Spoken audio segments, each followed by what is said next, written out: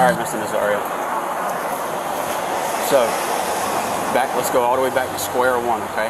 I turned around on you at Food Line. I actually came out of Cost Plus, and I came up behind you. I saw you before you turned. And you had no tags displayed. I see it, but per the law, it has to be in the license plate bracket. I understand it's paper, and I understand why it's there. Yes. But at that time, I had no idea. I didn't know that you had a vehicle registration until I approached your car. And at that point, I was too busy dealing with you to deal with the tag. You want me to wipe your eyes? Okay. So, look, all this was going to be was, hey man, I stopped you. You didn't have a tag. You got your driver's license. I'd have ran you, and you'd have been on your way. Okay? What would have been a 2-minute traffic stop turned into all this. As I was telling him, you know, I've pulled over to well-lit areas before, and I've never looked out the window and saw guns blazing immediately. So the reason we did that is because we followed you for 1.5 miles with lights and sirens on, and you didn't pull over. I understand you want to get to a well-lit area, a well-lit area. I get that, but when we follow you that long, look at the climate this day, and against everybody, against us, against y'all. You know what I mean? Yeah. I'm not out to hurt you, and I know you don't want to hurt me. That's not what it's about. What it's about is making sure that everybody goes home at the end of the day. So when you don't stop and you continue to proceed, our suspicions are raised. What's going on in the car? What don't he want us to see? So you pull into here, and if you would have just complied with the simple commands that we were giving you originally, it would have been done and over with. And you would have got back on your car and you'd be gone by now. But you wouldn't get out the car. You wouldn't comply.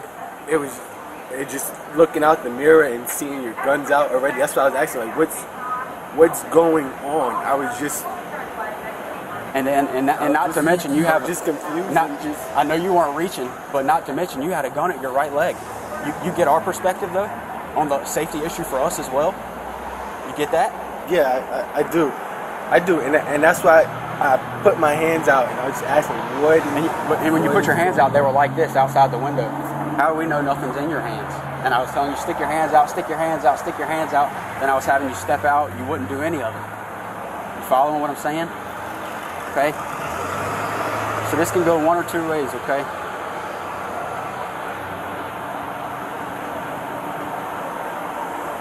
I don't want to hem you up. I'm going to be straight up with you.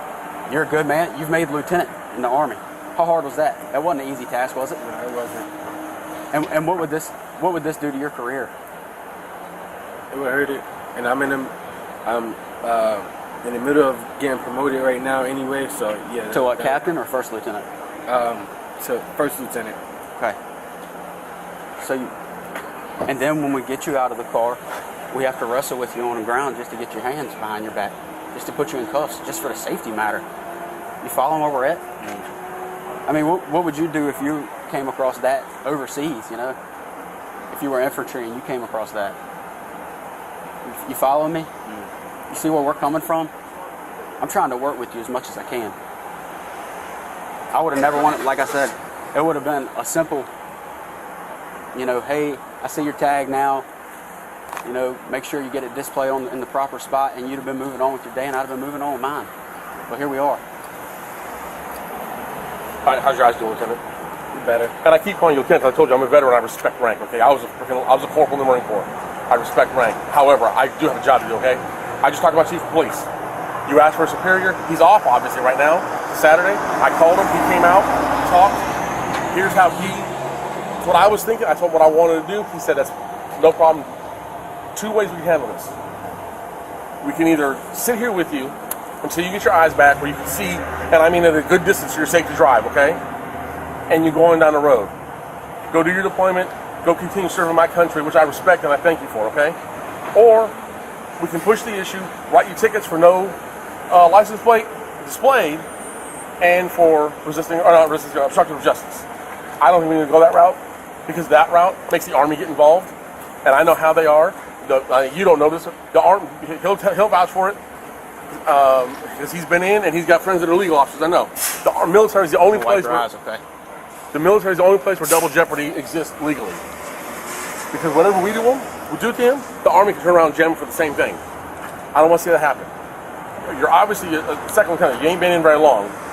if you plan on making this a career or even 6 years or whatever, it's up to you. I don't care. There's no need getting this on your record. I don't want it on your record. However, it's entirely up to you. If you want to fight it and argue, I mean, and I don't mean that disrespectfully, okay? I mean, you have that right as a citizen. If that's what you want, we'll charge you, have you go to court, notify the command, do all that, or we could take time out of our night, which is not a problem. We're being paid to take care of people, okay? We'll sit here with you, get your eyes back. You and, what's your dog's name? Smoke. Smoke? That's a badass name for a badass dog. You and Smoke can get on down the road, okay? It's entirely up to you. What do you want to do? I got no problem. I'll sit here with you till you get your eyes back and send you on down the road, okay? I don't want to charge you. I will. It's my job. I don't want to. The chief's giving me discretion on how to handle it. He's like, these are the two choices. I said, that's what I was thinking. That's what I want to do. He's like, not a problem. We can either let it go, help him out, get his eyes back, and get him on down the road so the Army doesn't get involved, or we can charge you, and then it's a big hassle for you. It doesn't change my life one way or the way, because, you see what I'm saying? It's not about me. This is about you, what you want to do. If you want to just chill, let this go, and no charges filed, we'll take the handcuffs off, we'll get you a bottle of water you can drink on, and sit here until you feel comfortable driving. All right? Mm-hmm. Or the other option is we write the summons, discharge you, by then we have no choice. We have to notify your command. And again, I don't have to be an ass. I don't have to be threatening.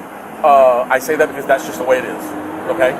I just talked to my boss. Those are the two choices that he gave me. Personally, as a veteran who served, okay, I did 6 years in the Corps. My wife's a retired sailor.